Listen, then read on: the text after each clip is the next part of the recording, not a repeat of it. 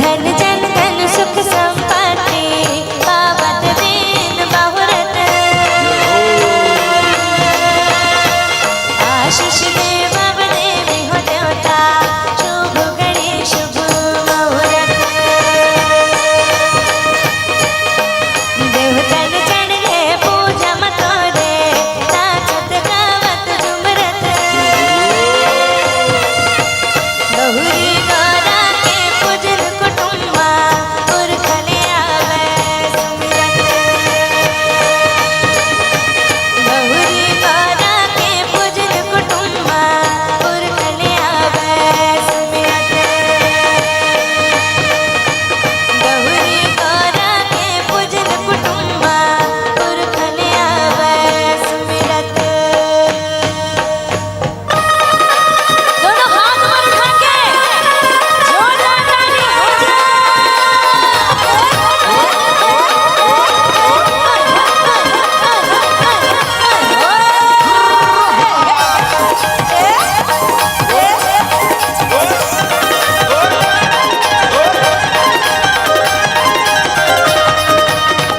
भले गाँव से हवा नगरी है बाबू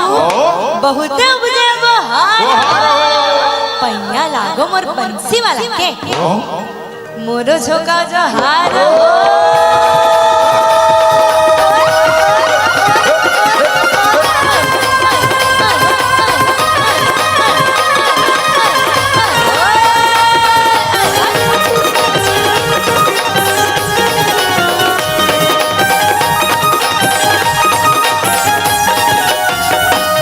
जय जय सीता राम के भैया जय लक्ष्मण बलवान हो जय कपीस सुग्रीव के भैया कहत चले हनुमान हो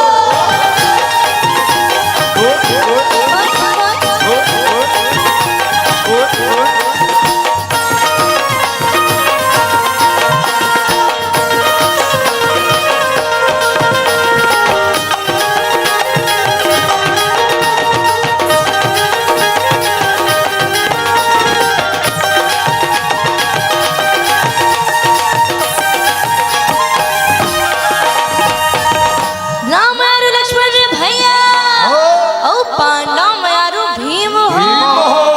आल हम आरु दल रे भैया जो रात लड़े दिन हो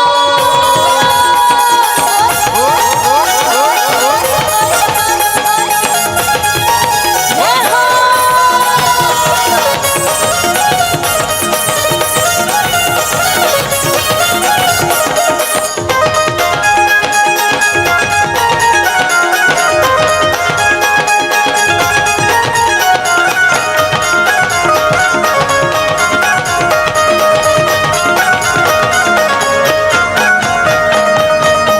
ऐसन पार बजा बजनिया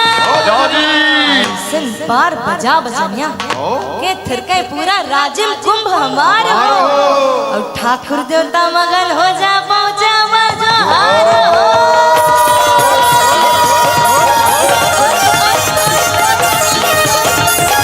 जय हो